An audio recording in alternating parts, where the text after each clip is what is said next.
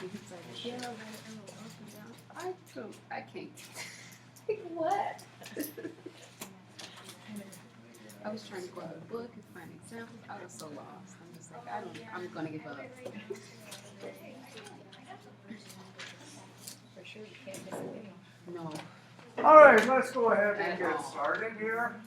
Today we're going to do Chapter 2.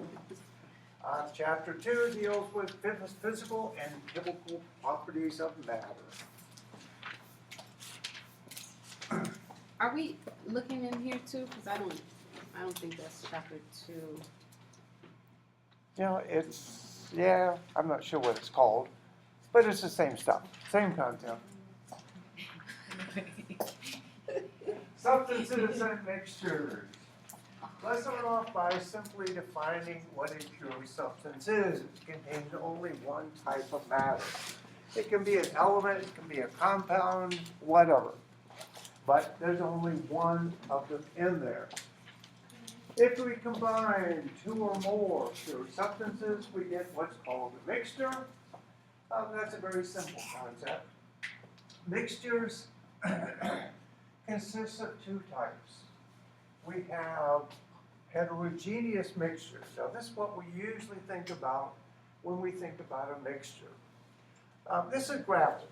Okay, this is a classic example of a heterogeneous mixture. Heterogeneous basically means if you go to one part and you take a sample and look at it, it will be physically and even chemically different than if you go to a different part and take a sample. It's heterogeneous. The other type is called a homogeneous mixture. Now, a homogeneous mixture is one you probably haven't thought about, but in a homogeneous mixture, the main difference is, regardless of where you take your samples, you're going to get exactly the same composition. That is, it's homogeneous. An example would be something like salt water. If we had a beaker here that was full of salt and full of water, it's dissolved. You go to one section, you pull out a sample, analyze it, it has a certain salt concentration. Go somewhere else, it has exactly the same concentration. It's homogeneous. But it's a mixture. You know that because if you let it sit, the water will slowly evaporate. So you're left with water vapor. And you're left with your salt as a salt-encrusted beaker. So it truly is a mixture. When we speak of substances, there are groups that we're going to talk about. Again, matter is simply anything that occupies space and has mass. And we're going to break these down into elements. We talked about elements. Again, elements contain only one type of atom. Only one. If you take two or more different atoms and combine them, we're going to form what we call a compound. Now a compound, this is an example of a compound. This is methane. Methane is natural gas. Methane always has one carbon and 4 hydrogens. We'll see later that not only is this ratio set, but so is the spatial geometry. This is what's known as a molecular compound. There's another type of compound that's ionic, that's slightly different than this, like sodium chloride is an example of that. It's ionic. We'll talk about that when the time comes. But again, compounds are two or more different atoms combined in a specific ratio, a constant pattern. Now we can take something like methane and we can break it down. We can break it down to carbon and hydrogen. And we can do reactions on it and stuff like that. So elements are the simplest things. If you combine them, you make compounds. Let's just do a very quick little mental journey here through mixtures. This is a rock. Would you consider a rock to be a pure substance? Yes. Well, what you're supposed to do is look at this and say to yourself, well, it's pure rock, isn't it? Well, yeah, it is a rock. But if you actually look at this on a microscopic level, this is a thin section of a rock. It's an aggregate, isn't it? It's lots of things very similar to gravel, except pressed together into one lump. So rock is generally regarded as a heterogeneous mixture. These are gold bars. They all look different, don't they? All have different masses. Is this a pure substance, however? Sure. The point is that regardless what it looks like physically, if you look at it on the atomic level, there's only one type of atom. So this is pure gold. It's a pure substance. Now this one's a little tricky, maybe. This is a glass of ice water. As it sits here, would you consider this a pure substance? No. It's got to be a heterogeneous mixture. Why? Because by physical means we can separate it. We can go in there and pull out the ice, and we're left with this, the liquid water. Now if we let the thing sit till it all melts, then it's one compound, water, one substance. So then it would be a pure substance. But as it sits here, no, it is a heterogeneous mixture because we can separate it by physical means. Finally, this is sodium chloride under a microscope. This is table salt. The little crystals are nice, happy cubes. But again, if you look at these, they all appear to be different. Is it a pure substance? Actually, it is, because it's a compound. All of these are simply arrays of sodium and chlorine atoms spaced together. Actually, they space themselves into little cubes like this, and that's why the crystals wind up cubing as they get bigger and bigger. Any questions?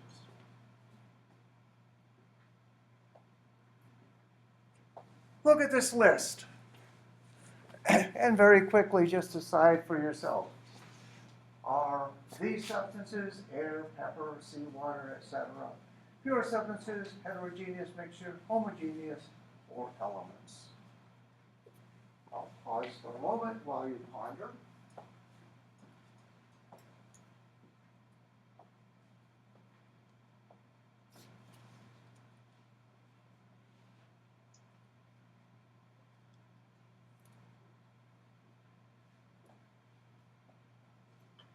How about air? If we take a sample of air from this side of the room and one from this side of the room, they'll be the same, won't they? But it's not pure oxygen. It's a mixture of oxygen, nitrogen, and a bunch of other gases. That means that pure air, or air as we sit here and breathe it, is a homogeneous mixture. Ground pepper. Ground pepper is our classic example of a heterogeneous mixture, because if you look at it, you got little flakes of gray and black and whatever else in there, right? Just like gravel. Seawater, we talked about that. Once it's dissolved, if you take a section from here and a section from there, analytically they're the same. It's a mixture, because we can separate it physically, but it is homogeneous. Sugar, ever thought about sugar? Sugar is a compound consisting of hydrogen, oxygen, and carbon. It is a uniform chemical compound. This is a model of sucrose. So this is common table sugar. The little black atoms are carbon, the whites are hydrogens, reds are oxygens. Now there are three different elements in here, but every molecule of sugar looks exactly like this. They're entirely uniform. It's a single compound. Again, we can break this down, make different atoms out of it, different compounds. But this is a uniform chemical compound. Gasoline. Or when you go to the pump, you can buy high octane or not, whatever. Octane is simply a hydrocarbon. We'll talk about that later in the course. It's a low boiling hydrocarbon. The more there is, the quicker the gasoline will burn. But gasoline is therefore, by definition, a mixture of different hydrocarbons. That makes it, again, a homogeneous mixture. And finally, we talked about gravel. Again, gravels are a classic example of a heterogeneous mixture. Simple concept. Any questions? All right. When we have substances, we're going to define a couple of classes of properties. Physical properties are going to describe what something looks like. They'll describe how heavy it is. They'll describe what color it is, etc., etc. It describes the thing physically. We'll also talk about chemical properties.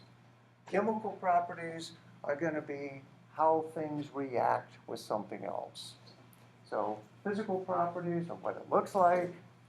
Chemical properties are going to be how it reacts. When you have a substance, it can undergo changes. Just like properties, we're going to define these two ways as physical changes and chemical changes.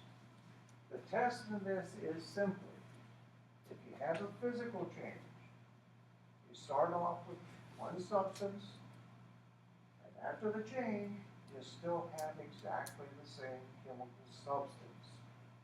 Now, it may be in a different form, but it's the same.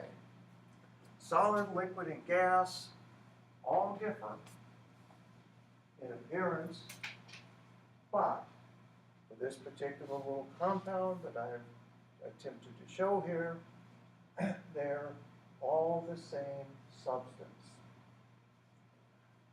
You'll note the little movie here. We'll talk about this in a minute. Solids, basically the particles in the solid don't have enough energy to overcome their attractiveness for each other. With a liquid, they can kind of slip and slide around.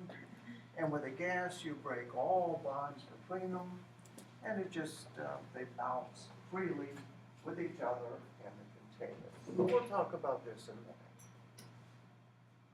In terms of states of matter, if we have a solid, it will have a defined shape and a defined volume. The particles just sit there in one spot. For liquids, we'll have a defined volume, but they will take on the shape of whatever container you put them in. And finally, for a gas, they have neither shape nor volume. They take on the full shape and volume of whatever container you have. If you start off with a solid, you can melt it and make a liquid. But again, it's the same substance. So this is a physical change. You can take a liquid and freeze it back to make our solid. The temperature where something melts or freezes is referred to as the melting point. And the melting point is unique for every substance. It's unique. We'll talk about why that is in just a minute. If we have a liquid, again, we can convert it to a gas. Take a gas, condense it down to make a liquid. The temperature where this happens is the boiling point. We can also go directly from a solid to a gas. That's called sublimation. Don't talk much about sublimation, but it's real. No liquid phase, it just goes straight from one to the other. Any questions? These are all simple physical changes. This is bromine. It's a little tube here, sealed off, and frozen. So this is bromine existing in three phases as it melts. Little lump of solid bromine down here. Bromine's a liquid at room temperature. It's right over there on the periodic table. And it's has a high vapor pressure. That means that bromine goes into the gas phase easily. So we have bromine gas, it's brown, quite toxic, bromine liquid, and bromine solid. The melting point is minus 7.2 degrees centigrade. The boiling point of the liquid is 58.8. So just look at these and think about these questions. If we are at minus 20 degrees centigrade, what's our physical state for bromine?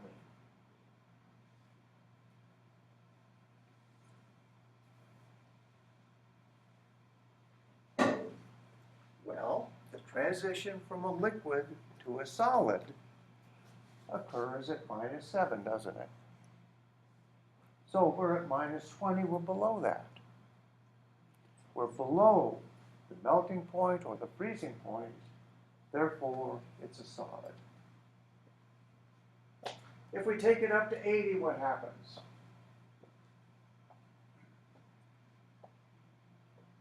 Well, the transition point from a liquid to a gas, that's the boiling point, is 58.8. So if we're up at 80, we've heated this enough that we are now totally in the gas phase. And finally, minus 0.12. Okay, let's round that off to 0. We know it doesn't turn from a liquid to a solid until we get to minus 7, does it? Doesn't turn from a liquid to a gas until we hit 58. So at around 0, this is still a liquid. Any questions? Very simple concepts here. Here's a couple exam questions, off-fold exams. Again, these are very, very simple questions, but let's just look at them. We have a pure substance that's 15 degrees above its boiling point. What is its physical state?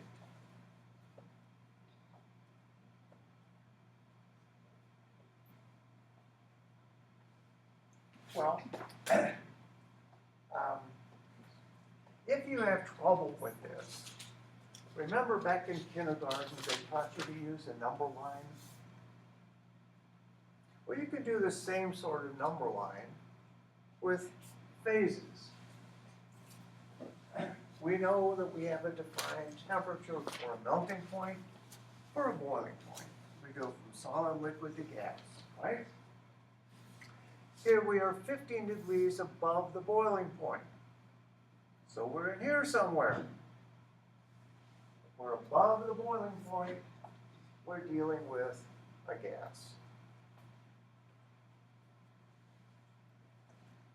Look at the next one. Compound melts at 115, boils at 325 at 25 degrees, which is room temperature just about. What is it? There's our number line. It melts at 115. That's a transition from solid to liquid. It boils at 325. That's from liquid to gas. And we are at 25, way down here. Therefore, this is in the solid phase.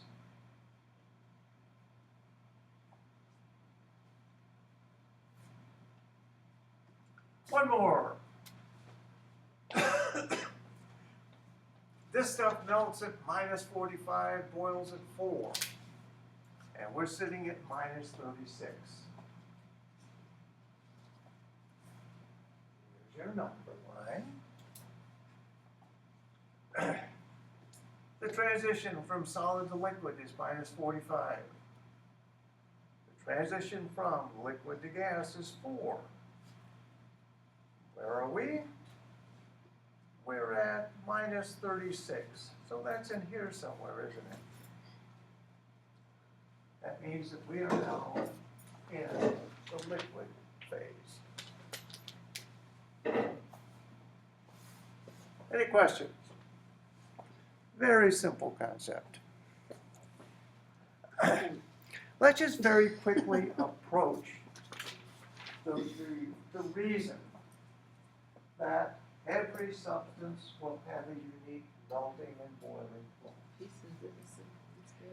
It has to do with what's called the kinetic molecular theory. The kinetic molecular theory basically says that every particle will have an inherent attraction for every other particle. Typically, these are very weak. They're referred to actually as intermolecular forces. A nice way to think about it is, remember these little magnets that you used to be able to buy? Except the kids eat them and die, so you can't buy them anymore. But they're magnets, right?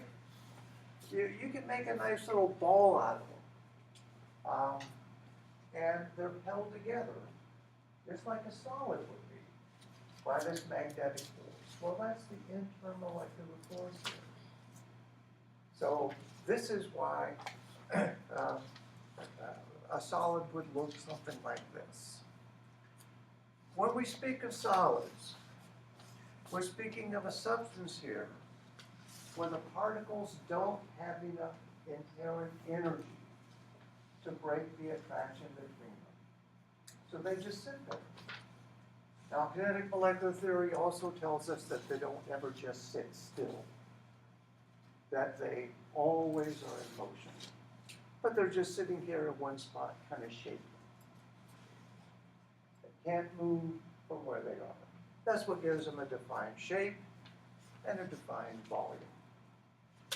Now, if we take this particular substance and we put in just enough energy where we can start to break some of those intermolecular forces, and they're different for every compound.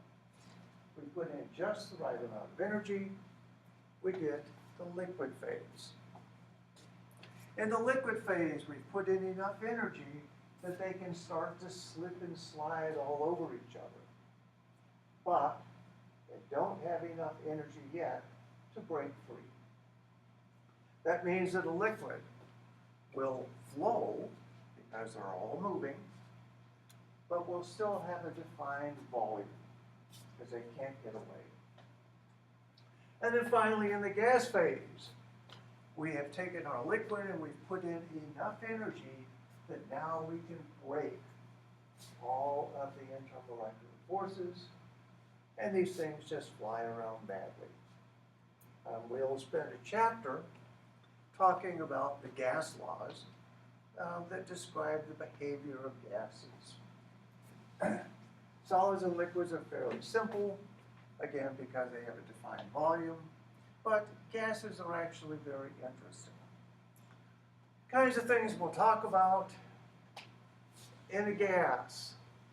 If you notice, the particles are highly separated, and there's actually a huge amount of space between them.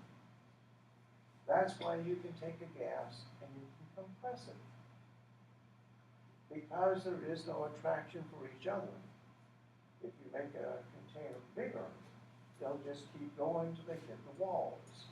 That means you can expand them. So that's why we can compress and expand gases. And again, they'll take on the shape and volume of the container. Liquids, on the other hand, are closely spaced, they're not compressible, They have a volume, but they don't have a shape.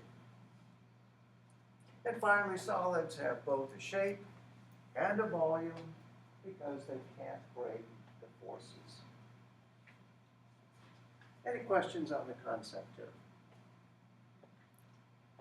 When we hit chapter 9, I believe, we'll talk a lot about gas particles and exactly how and why, or how we can do calculations concerning volume, pressure, and things like that. Aside from phases,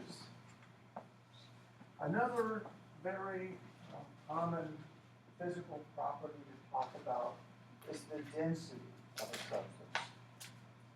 Density. Density is simply expressed as the mass. Typically we will use grams for the mass, but you don't have to. Any unit of mass will do. And we're going to divide that by a volume.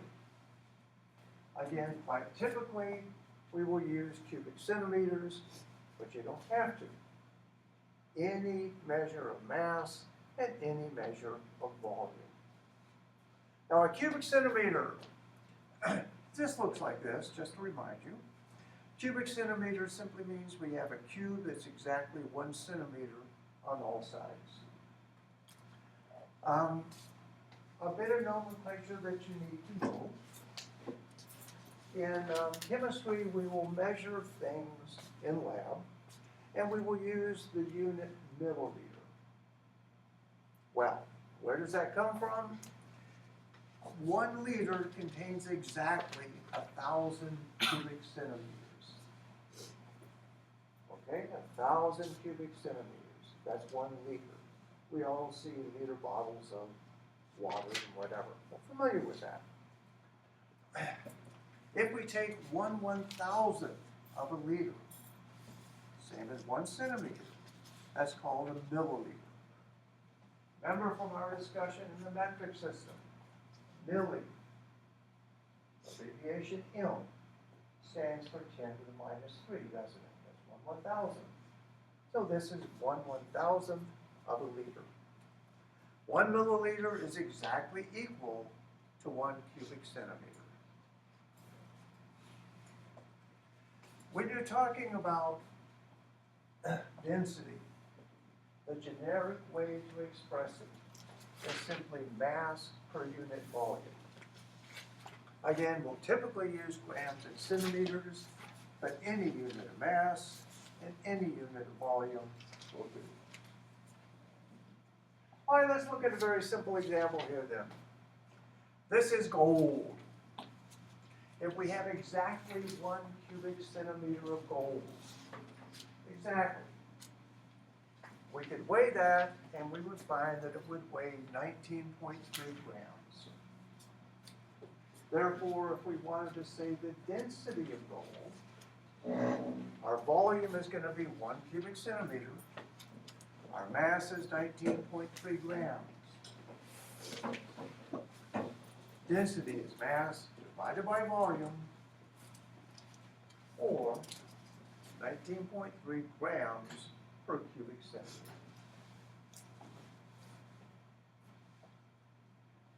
Any questions?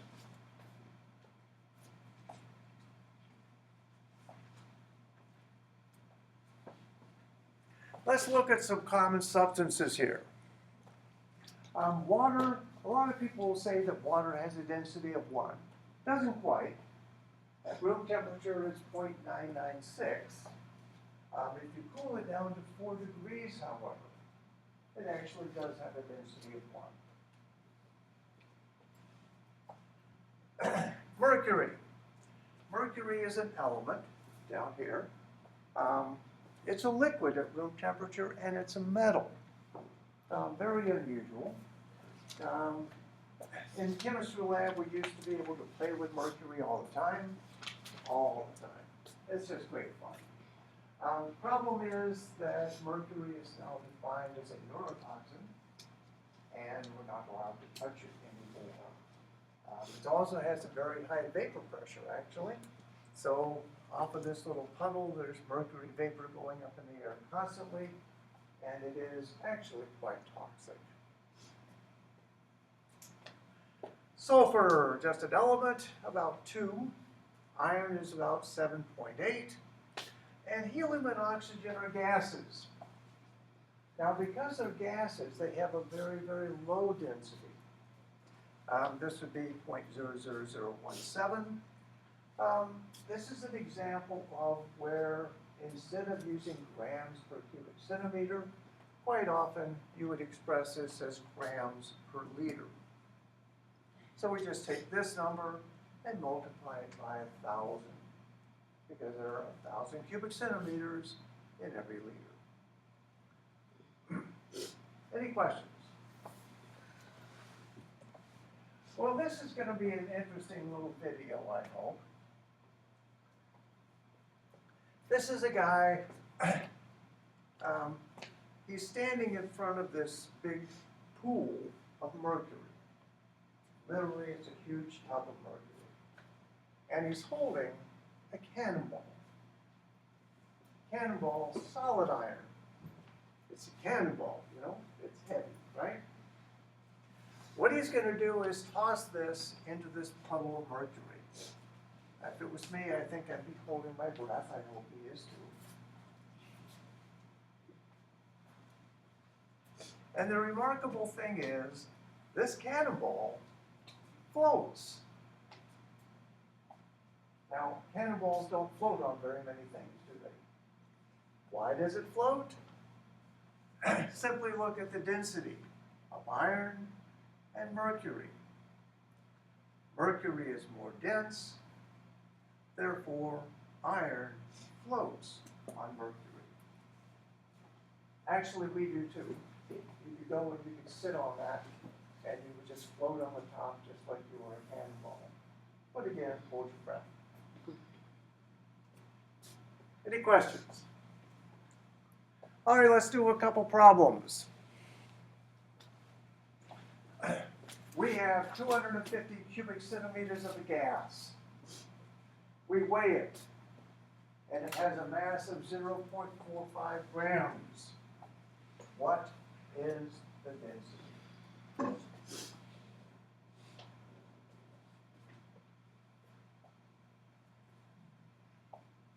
Now, what you need to think at this point is, okay, I know there's an equation that describes density.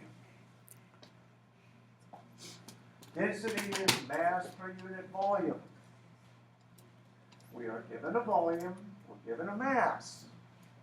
Therefore, it's simple to calculate the density.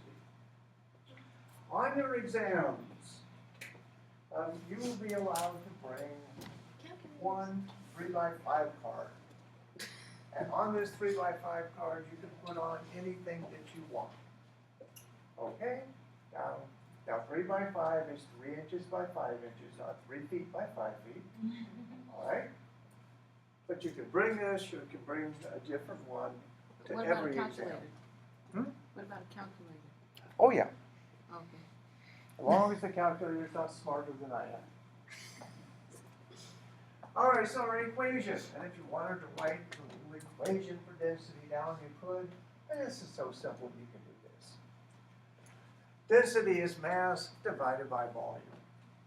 We have a mass here of 0.45 grams, a volume of 250 cubic centimeters. Simply substitute. All we have to do is do our simple division. Yeah, And whatever. our density is 0.0018 grams per cubic centimeter. You could express it this way in decimal format, that's fine. If you wanted to, you could write this as 1.8 times 10 to the minus 3. Nope, I like it that way.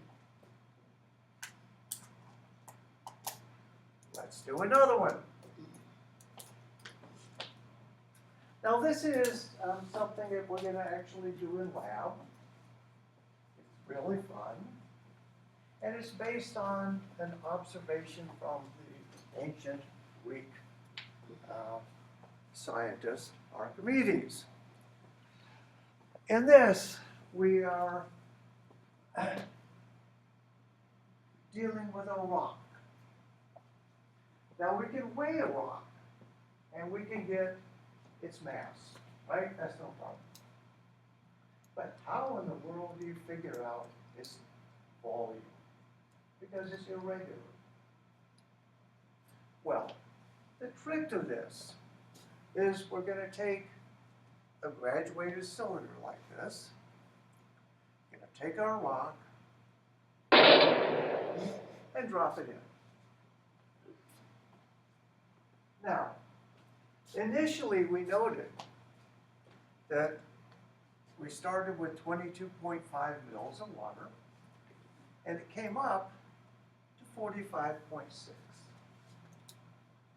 That difference is the volume of the rock. Archimedes, many, many years ago, the king had been given a crown that was supposedly pure gold. He suspected that the goldsmith cheated him and melted silver and put it in there. How in the world can you figure that out without melting the crown and then doing an analysis, right? How could you do that?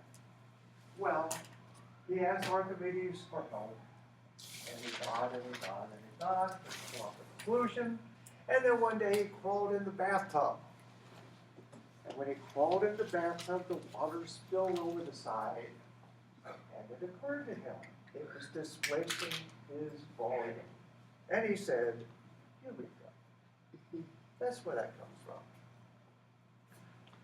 All right, so the volume of water that is displaced is the volume of our rock.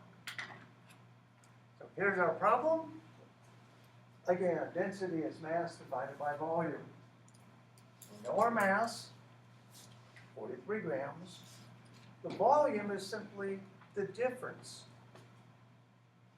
because that's the volume of water that was displaced.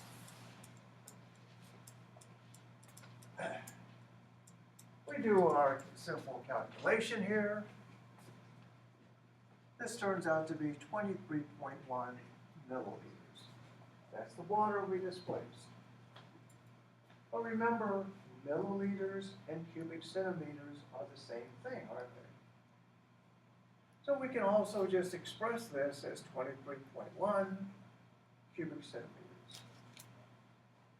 Same thing. Do our simple division. Our density is 1.86 grams per cubic centimeter. Now, whenever you have something like this, grams per cubic centimeter, you can express that with the little division sign, the slash. But quite commonly in science, instead of putting in little slashes, people will put in exponents. If you change the sign of your exponent here from +3 to -3, that's the same thing as division. So these two are exactly the same. It's just a different way to express it. Quite often with a word processor, so on exams, this is much more common. Remember, grams per cubic centimeter is exactly the same as grams per mil, so we could have left it that way too. Any questions?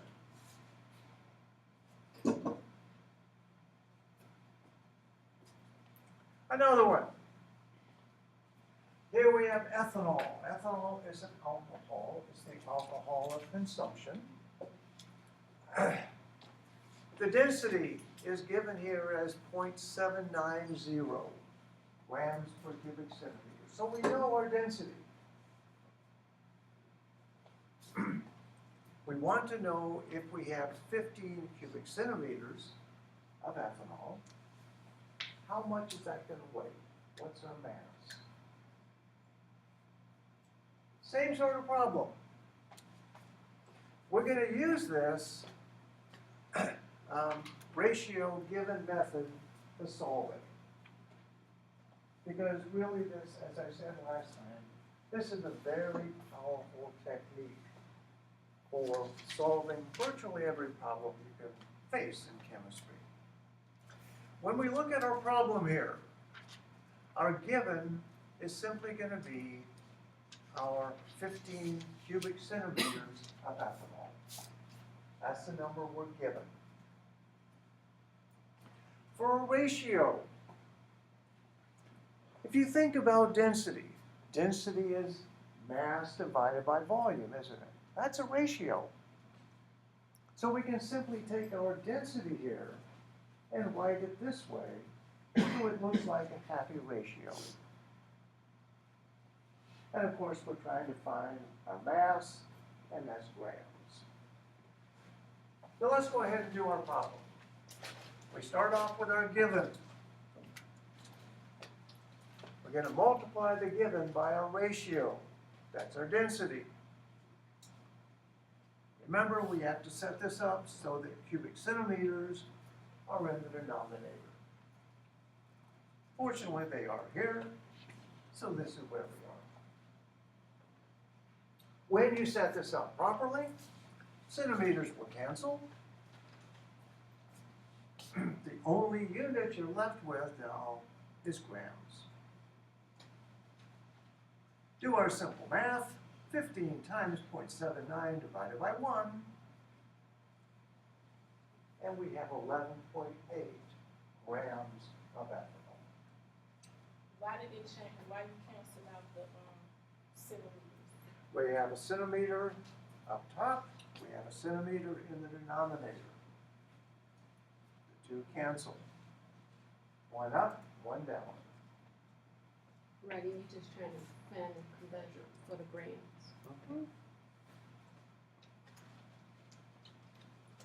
Now we talked about significant figures last time. Have I done the significant figures right? Up here, this measurement has how many significant figures? It has a decimal, doesn't it? So that means the one in the front goes away, but these three are real.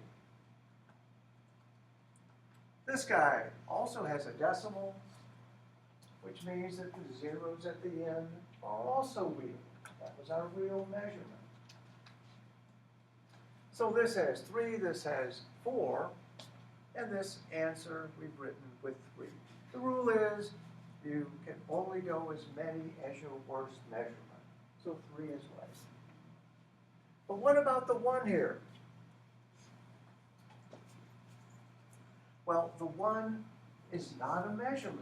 It's a definition. Excuse me. When we do like practice problems where you give us the opportunity to probably go up to the board and because like I'm more hands-on. I'm watching you, I'm trying to see this and going on with the flow, but we need some Well, practice what you're supposed to do here is to take the little handout, and I hope you printed it, but that has the problems in it.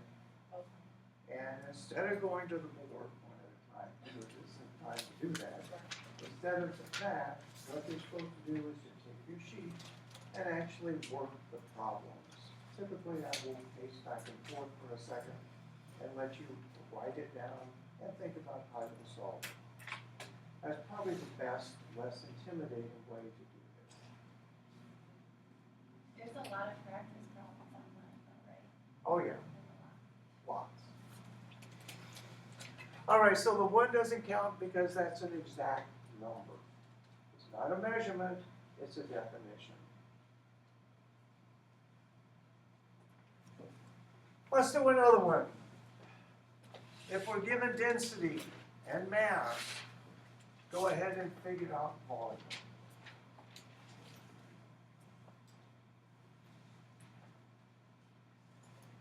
And like I said, don't just listen to me. Lay along. The more problems you work in class, the better you're going to do.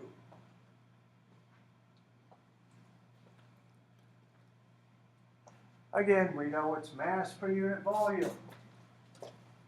We know the density, we know the mass. All we have to do is solve for volume. Right? our equation. Mass divided by volume.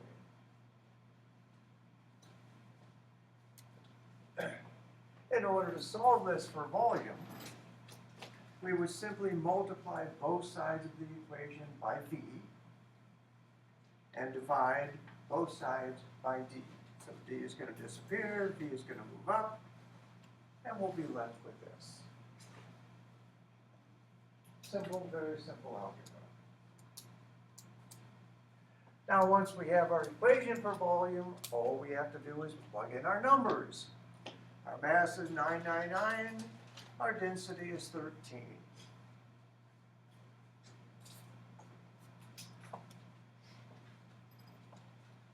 Now look at this equation and look at the units. First thing you should note is that in our numerator here we have grams, don't we? Mhm. And in the denominator right here we also have grams. So grams over grams, they're going to cancel. They're gone. We also have cubic centimeters down here, and it's in the denominator of the denominator. Okay, so this is a fraction, and it's in the denominator of the denominator. It's equivalent to this, 1 over 1 over. Whenever you have a situation like this, algebraically,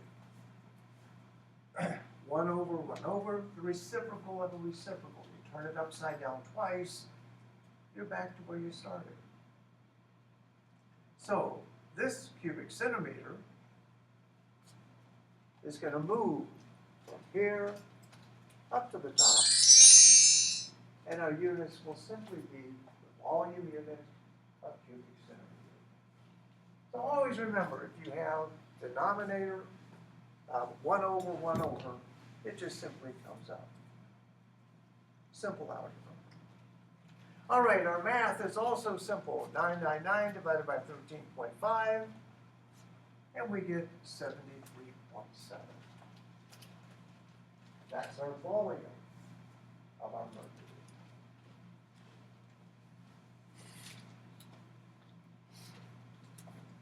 Now, if you don't like doing reciprocals of reciprocals, we can also do this using our algorithm, given find ratio.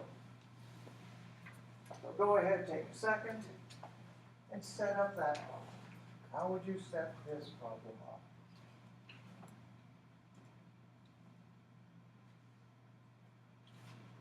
Our given is going to be our 999 grams, isn't it? That's what we're getting.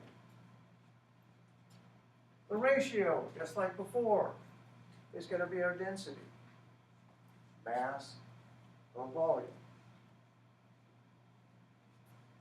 So this is what we've got.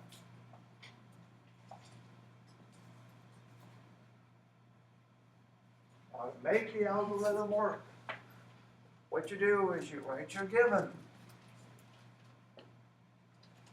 We're going to multiply it by the ratio, right? Oops. It's This wrong. isn't right, is it? It's got to be grams on the bottom. That's right. Grams has to be in the denominator. These two have to match. So what do? We're just going to take this, turn it upside down. Oh my God. There we go. That looks better.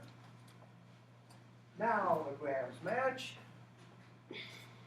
and they cancel. We're left only with cubic centimeters. Don't have to worry about reciprocals of reciprocal. Yeah, I like Again, this is a nice, simple, universal algorithm. Do our math, and again, hopefully we get the same answer.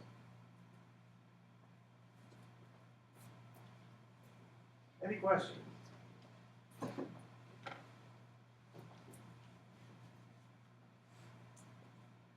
right, ever made salad dressing?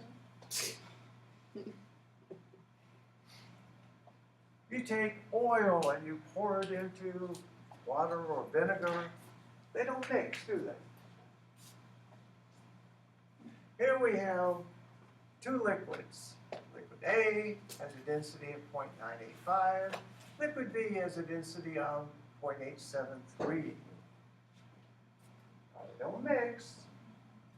Which one is going to float? Think about the cannonball. The lightest density B. always floats.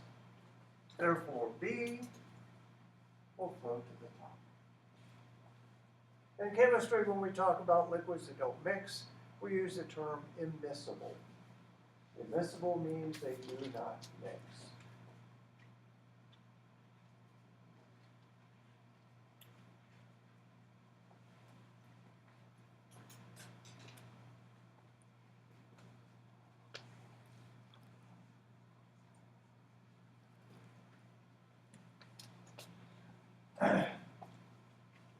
Let's go ahead and do another one of these. And we're going to do this, go ahead and set it up with the given ratio method. So you want to look at the problem, read the word problem, decide what your given is going to be. Here we have 2 grams of acetone. Acetone is a solvent that we will actually use in the lab. It's also fingernail polish remover, so be careful. And we have a density here, 0.791. Well, just like before, our given is going to be our grams. This is going to be our ratio.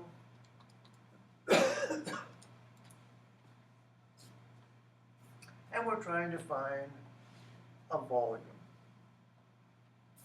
This is kind of like a real lab exercise, because in lab, if we're dealing with a liquid, we would figure out what volume of liquid we need and just measure out the volume instead of weighing it. It's much easier.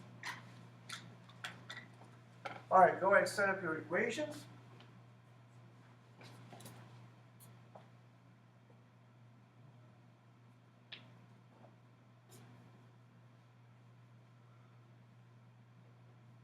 Start off with our given. Our ratio must have grams in the denominator. So we're going to flip this upside down and write it like that. You know you've done it right if you can cancel your units. And again, we're left with what we want to find here, and that's cubic centimeters. Do our simple calculation, and we need about 2.5 cubic centimeters, which once again is 2.53 milliliters. Milliliters is what you would measure in the lab.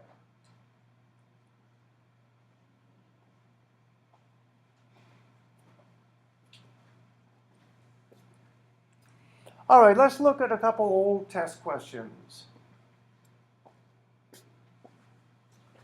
Here we have a substance with a mass of 93 grams, and we're given a density. What's the volume? We've done this. You know how to do it. Go ahead and set up your equation. You can do it either way. Solve directly for volume, or set up your ratio.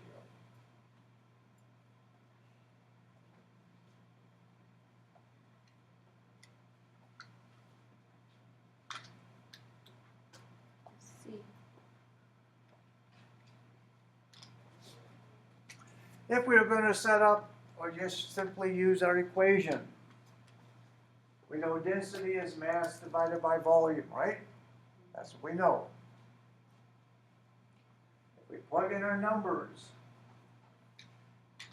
here's our density, here's our mass divided by volume. Simply solve now for volume. It'll be 93 divided by 1.46. when you do the math, you get 63.7 cubic centimeters. That makes C our correct answer. These are the same numbers, but remember this is a liter. A liter is 1,000 cubic centimeters. We're solving this for cubic centimeters or milliliters.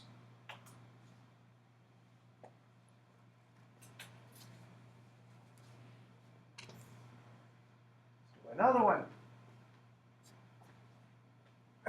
Liquid has a volume. It has a density. What's the mass? Done this before. You can do this. Do it two ways.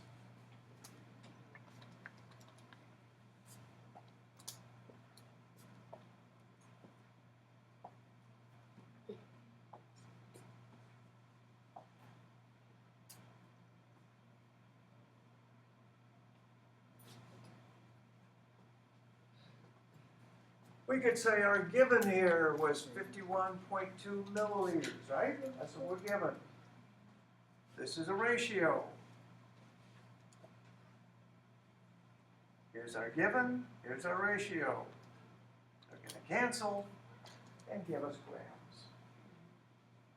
So you can set that up and you can do it that way. See how simple that is? We can do it the other way. Density is mass divided by volume. Plug in your numbers. And now we simply solve for mass. That's going to be density times our volume. And we get 74.24. All right, which of these is correct? C. Well, C looks correct because it's the same number, isn't it? But I'm ashamed to admit it, it's a little bit of a trick question, isn't it? Look at the significant figures we're working with. We have 3 in both. That means your answer cannot be more accurate than 3 significant figures. Now, actually, I'm not going to do this to you, I promise. I've done on our exams, I will not play games with significant figures. Okay, so this won't be on there? Right. If you were in general chemistry, oh yeah, I'd No. play games with you. But Don't play no not in games. it. We don't got time for no games. Okay. Let's do one more. This one involves a little bit of a conversion. But it's a simple conversion. You can do it in your head. Oh my God. I'm just Again, getting the hang of this. we are given a volume and we are given a mass. And we simply want to know the density.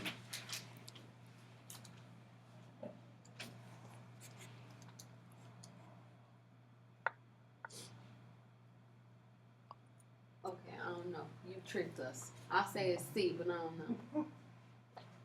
All right, density is simply mass divided by volume, right? How simple can it be? We're given a mass, we're given a volume. Plug them in. We are dealing with milligrams here. Our density is 5,687 milligrams per mil. Now we look at these, and oh my gosh, none of them are the same. And to make it worse, there's this dreaded E down here, the dreaded none of the above. Well, what you have to do more or less in your head is simply convert milligrams here to kilograms. How do you do that? If we have 5,000 milligrams, how many grams is that? One. That's Just about. 5 grams. Oh As you my remember, Lord. milli is 1,000, so we multiply by 1,000. So that's 5 grams. Oh, help me. How many Jesus. kilograms would 5 grams be? takes 1,000 grams to make 1 kilogram. Therefore, this is 0.005 kilograms. Oh, I was way off. What? And A is our correct Wait, okay, how you do that again? answer. In your head, Mm.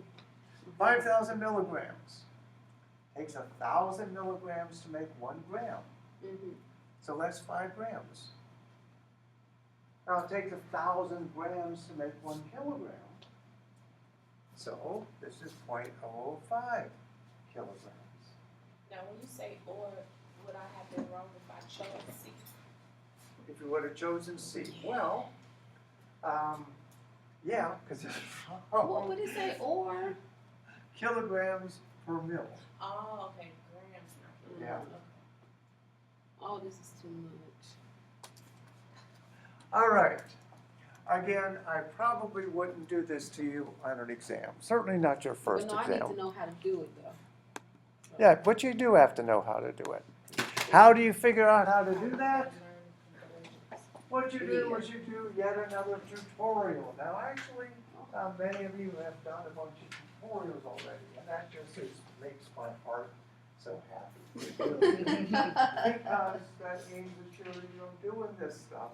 That's the way you're going to learn it. And you've also, I think one person's earned 35 points already. So that's great. Who? Someone.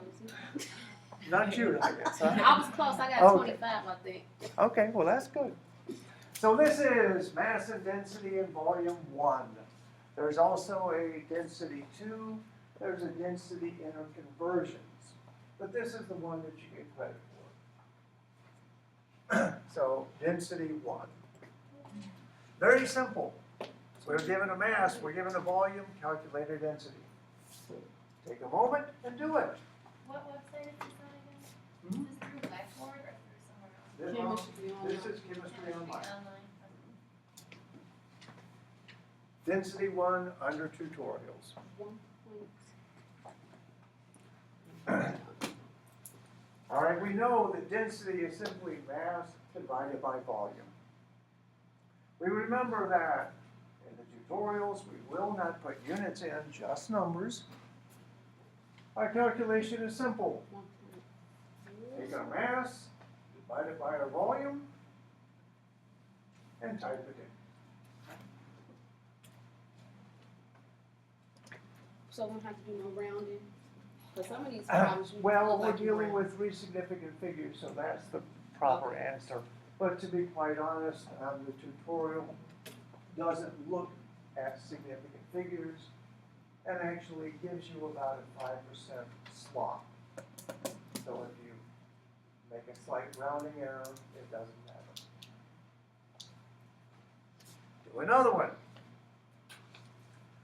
We were given a mass, we're given a density. Quickly calculate the volume.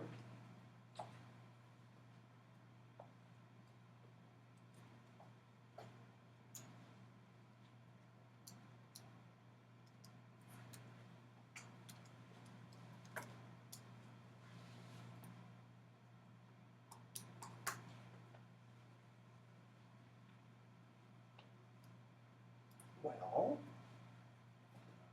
density is mass divided by volume. Therefore, volume is mass divided by density. Simply plug our numbers in.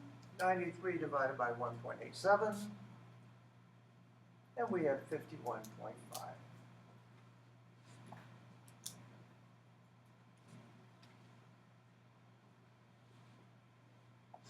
Here we are given a density and a volume, but not a mass. Go ahead and do that one.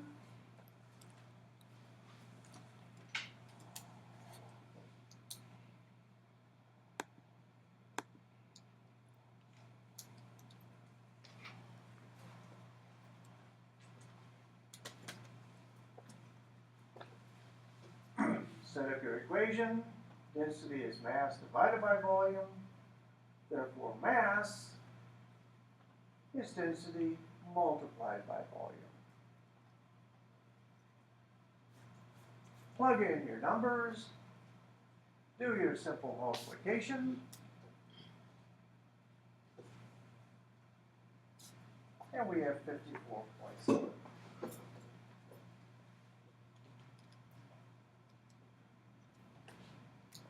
One more, and then I'll hush. Once again, calculate a mass.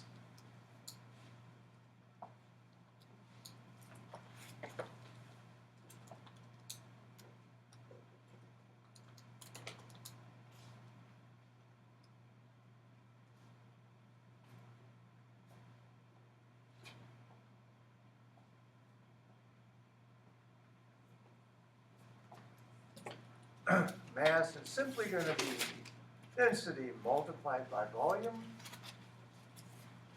Do your simple calculation. 25.8. Now, like I said, there is density 2.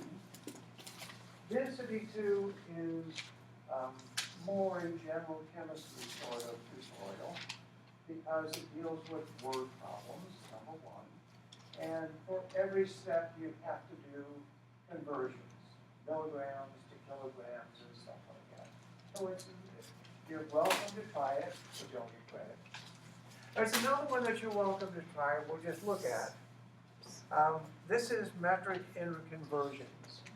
And if you want practice in converting metric units, this is a very nice one to use.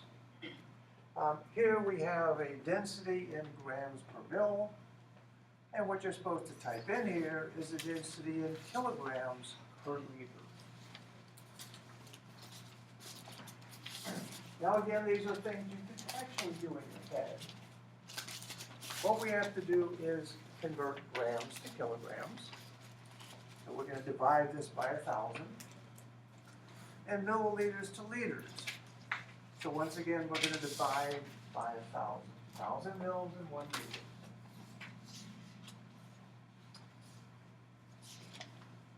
liter. 1,000 to 1 are our two ratios. All we have to do is take our given, which is our density here. And if you look at this, grams and grams are going to cancel. And milliliters will cancel. And we're just left with kilograms per liter.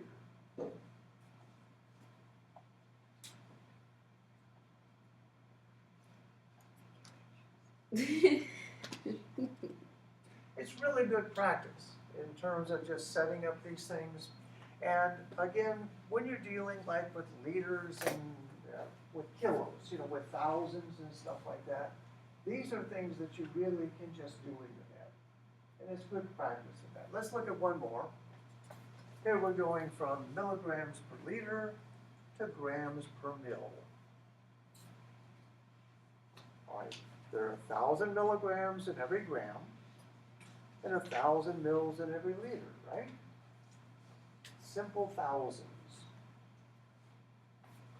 We have to convert, we need two ratios really.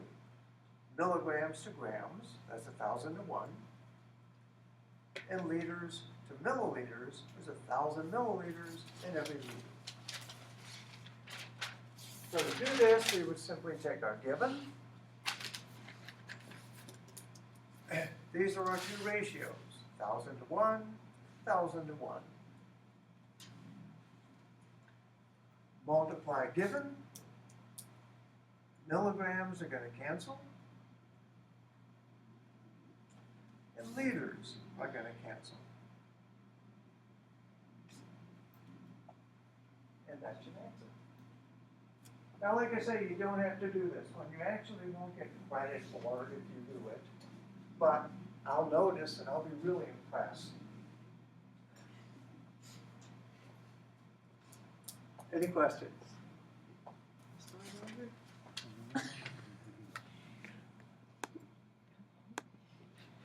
I can't think. I'm not hungry. Oh my, this is too many minutes. All right, let's go ahead and move on I come to in my brain. chemical properties, really. We've talked about physical properties. Again, physical properties are descriptive. What it looks like. It's a black tabletop, etc., etc. That's a physical property. A chemical property is going to tell us how a material acts when it combines with something else. So when we say combine in chemistry, we basically mean a reaction. Let's look at a simple reaction. Physical change, that would be our change of state, right? A chemical change, we're going to make a new substance. Bromine and aluminum, they're both elements.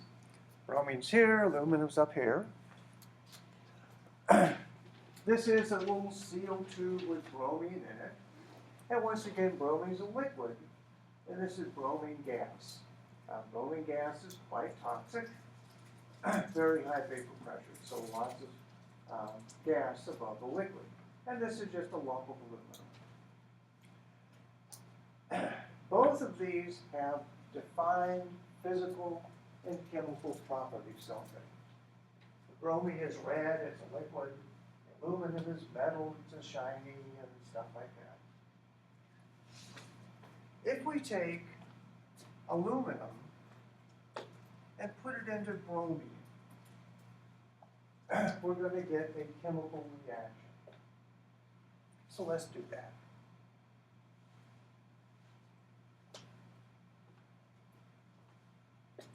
See the fuming bromine here. Add a few little lumps, bromine liquid at the bottom here. And really fast, you see all of a sudden, obviously we're getting a reaction. Lots and lots of really toxic bromine gas being evolved from the thing. But when it's all done, if you look in the beaker and you can see right around the top here, you have a new substance that's formed. We've taken two things and we've made a totally new substance.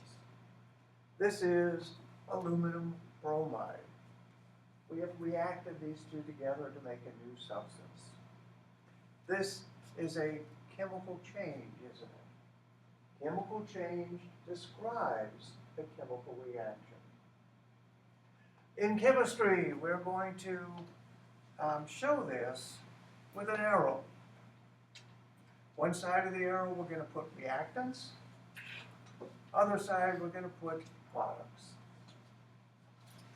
When we get to chapter 5-ish, we're going to learn that this arrow has the same properties as an equal sign.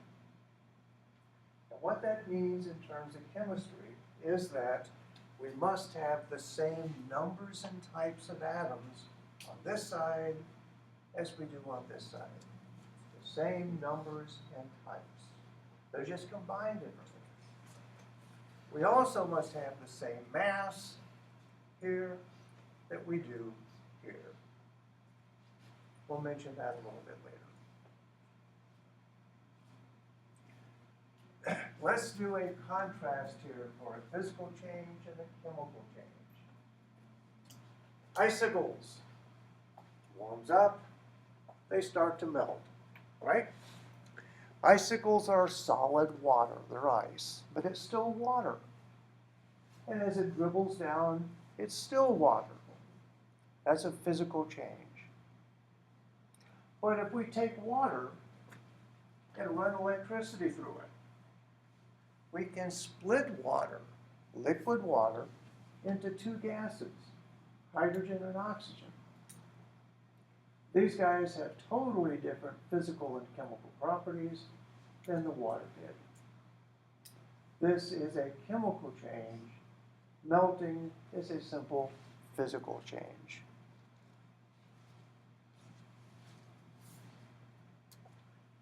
Kind of a silly question here, but just look at these and let's think about, are these chemical and physical changes? When frost forms, what's happening? Physical. Well, frost is ice, isn't it? Frozen water. Where does it come from? The water vapor in the air. It's vapor water versus solid water, but it's still water, same substance. Therefore, this is a simple physical change.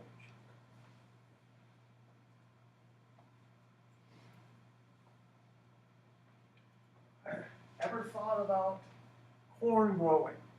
We're from Illinois, we should. Well, we're starting off with a kernel. We wind up with a plant. Oh my gosh. This is actually a cascade of millions and millions of chemical changes, millions of biochemical reactions happening. So this is a whole cascade of chemical changes. If we take a match and we light it, what are we doing? Well, the match tip contains actually a phosphorus compound, right over there. Phosphorus compound. When you heat it up by striking it, it reacts with the oxygen in the air. Just like the bromine and the aluminum reacted, it got hot, and therefore your match burns. This is a chemical change. You sweat, therefore you are.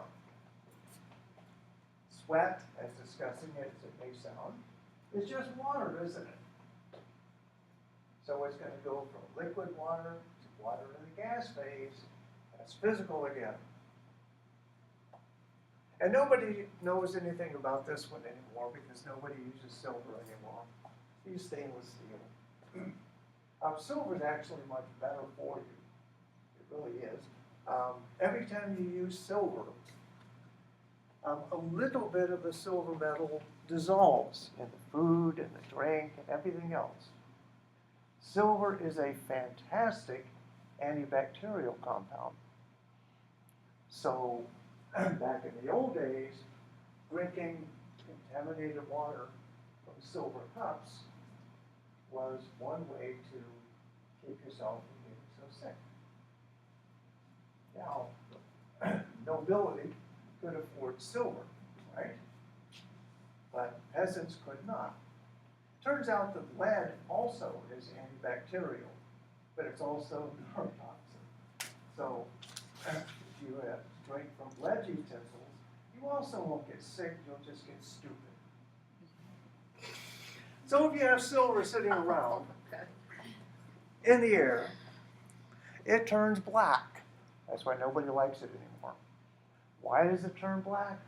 It's actually reacting with hydrogen sulfide, which is one of the gases that makes up the mixture of air, and it forms silver sulfide. So a little layer of silver sulfide. That's a new chemical compound. Therefore, this is a chemical change. When you polish it, you rub off the silver sulfide. Any questions?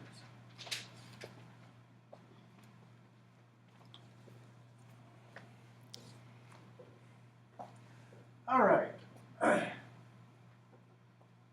Let's talk a little bit more about chemical reactions. We're starting with reactants and we're making products, right? I said that when you write a chemical equation, we're going to learn that you must have the same numbers and types of atoms on both sides and the same total mass on both sides. An example, potassium is a metal right here in the periodic table. It's a very, very reactive metal. It will react spontaneously with water. When it does, it forms potassium hydroxide, that's a new compound, and hydrogen gas. Now, hydrogen gas is an element, but it reacts with oxygen and burns. Okay. When this reaction occurs, the potassium gets so hot that, just like the aluminum did, it's so hot that as the hydrogen is formed, it instantly reacts with oxygen and burns. So we'll see that in a second. It's a really fun thing to do.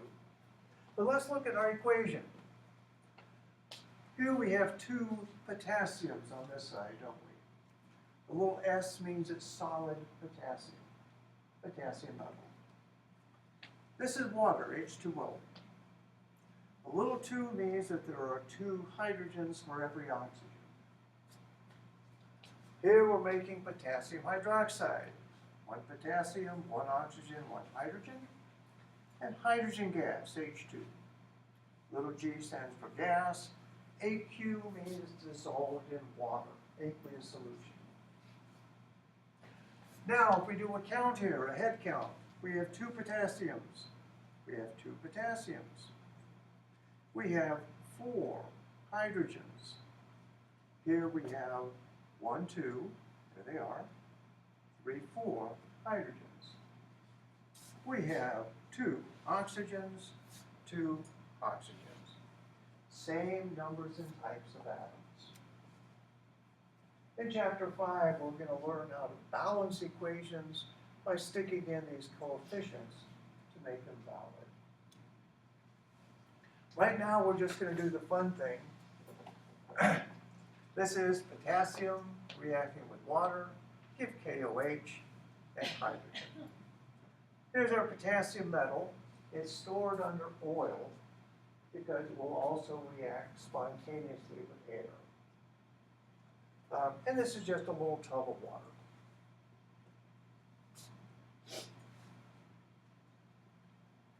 We take a little bit of our potassium metal, a little lump.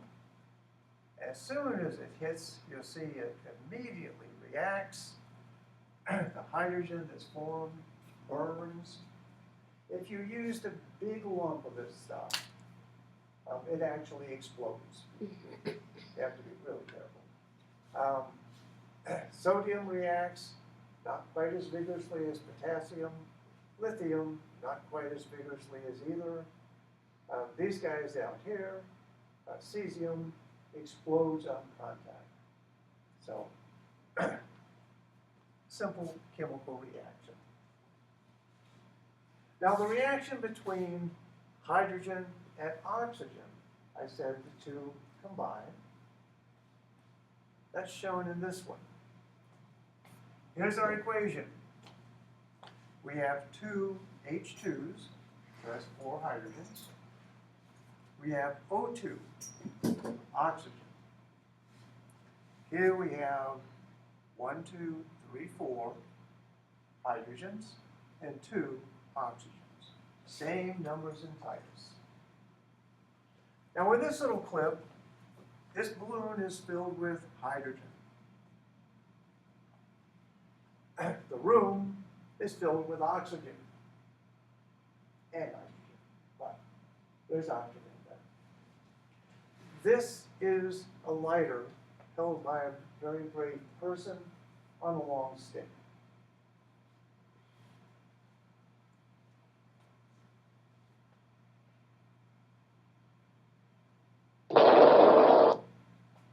A really neat reaction. You may have heard of the Hindenburg, right? The Germans used hydrogen gas to fill the dirigibles because it was easy to make. Unfortunately, it also is very explosive. All right, look at these. Decide, are these chemical changes? Are these physical changes?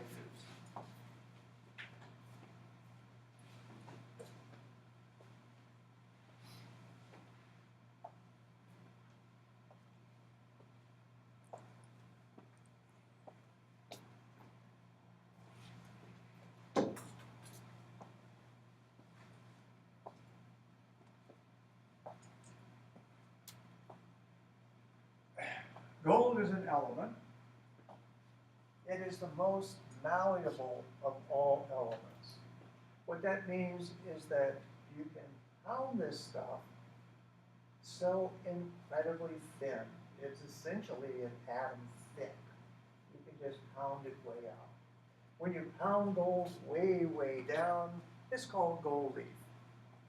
If you see like a temple or a church or something where the whole dome is covered with gold, that's gold leaf.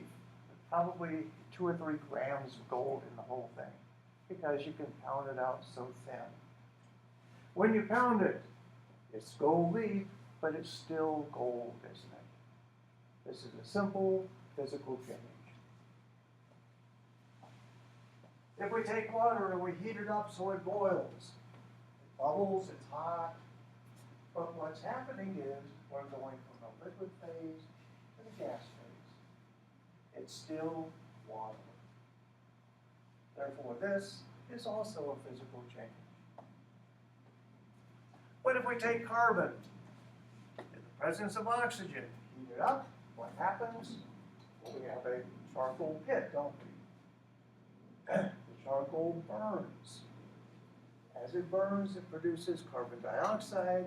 That's a new substance. This is a simple chemical change. Fairly simple concepts here. Any questions? We talked about, or I showed you, the balancing for the equations, the same numbers and types of atoms on both sides. The one thing that I didn't stress yet is the notion of the mass on both sides. This wasn't always obvious to people. It's referred to the law of the conservation of mass. This was actually first demonstrated by a guy named Lavoisier back about the time of the French Revolution. And this is the kind of apparatus that he used. The reaction that he did was to take mercury and convert it to mercury to oxide. So it's just simply a reaction with oxygen. He did this in a totally sealed system. So on this side, he could weigh out exactly how much mercury he had. He could weigh it, and he knew how much oxygen was in there. Did the reaction.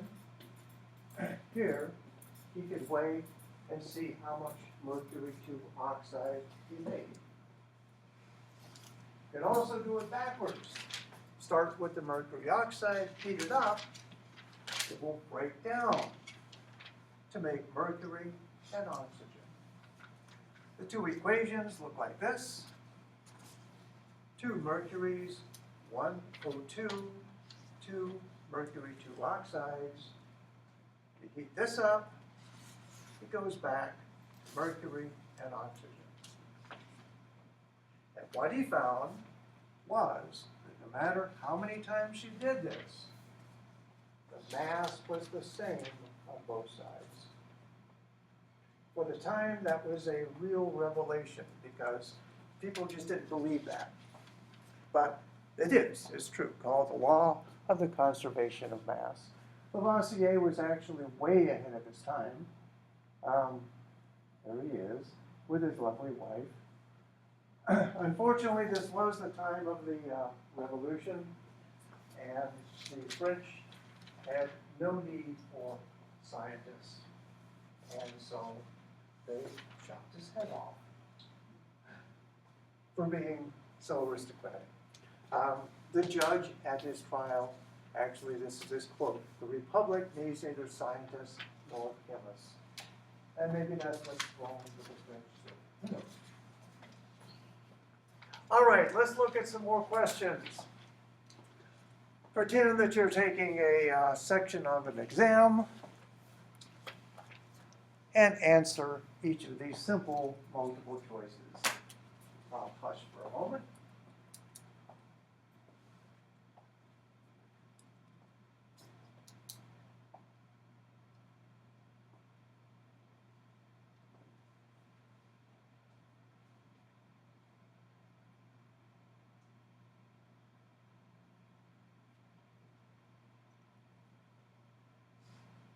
All right, which of these guys represents a physical change? Lighting a match. Well, we talked about that. The phosphorus is going to react with the oxygen, isn't it? That's chemical. Putting sugar in tea. Sugar is a compound. We saw its structure. When you put it in tea or water or whatever, what does it do? It dissolves, but it makes a homogeneous mixture, a solution. You can still separate the sugar from the water or the tea. Therefore, this is physical. Melting of aspirin. Yes, aspirin is a real chemical compound, and yes, it melts. But whether it be solid or liquid, it's still aspirin, isn't it? B and C are both correct answers.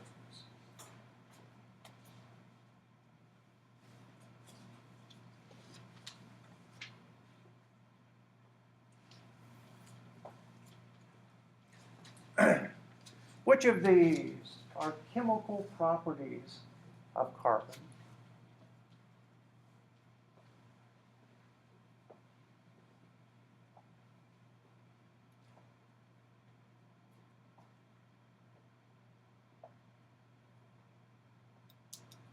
Remember, chemical properties and chemical changes describe a chemical reaction. Okay? The fact that it's a solid, that's a physical property, isn't it? It does not dissolve in water. Well, dissolving in water to form a homogeneous solution would still be a physical change, wouldn't it? So this is physical. Dissolving in carbon tetrachloride. Once again, when it dissolves, it's a homogeneous mixture, but it's still just a mixture. It's still carbon. Reacts with oxygen. Okay, that's a chemical reaction. And it crystallizes to form diamonds.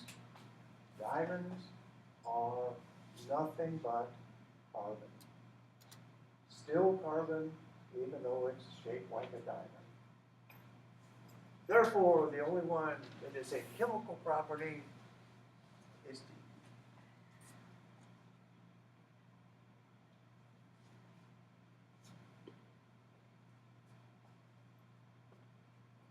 Which of the following is correct? Compounds cannot be decomposed. Elements in compounds are pure substances. Elements but not compounds are pure substances. A and C, or all of the above. Well, you know is can't be, right? Because these two are opposite of each other. Well, we can eliminate one right away. What do you think? Which is correct?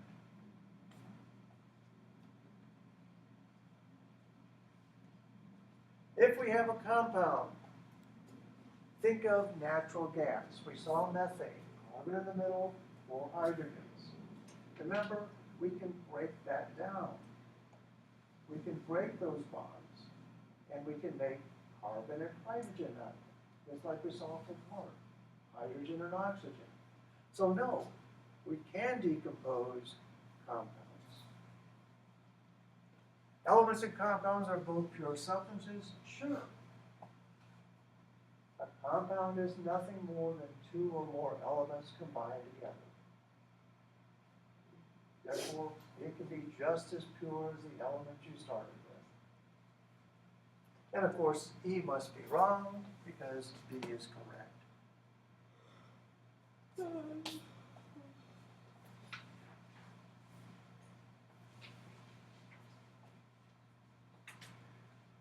Here we have a simple density question. We have cadmium, copper, and zinc, and here are their densities. We have a metal with a volume of 15 cubic centimeters and a mass of 130 whatever. 133. What's the nature of the metal? How would you solve this? This was a real exam. How would you solve this? we have a mass and a volume, right? We divide those and we get a density. Then you simply look at your list. Which one of these does it match? When we do our division, we see that the density here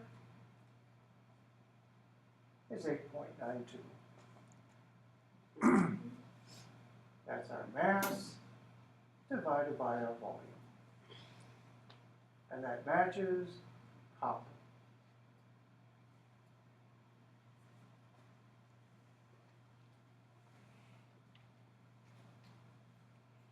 Last one.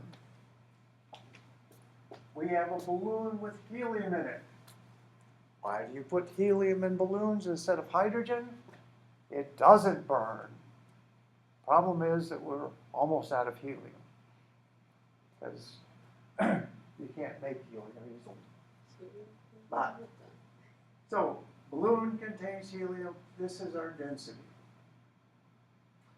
The mass of helium in the balloon is 2.225 grams. What's the volume? Now, it doesn't matter that this is helium or anything else, does it? We have a density and we have a mass. All we have to do is calculate our volume. Right? And we all know how to do that. Our calculation here, take our mass divided by the density.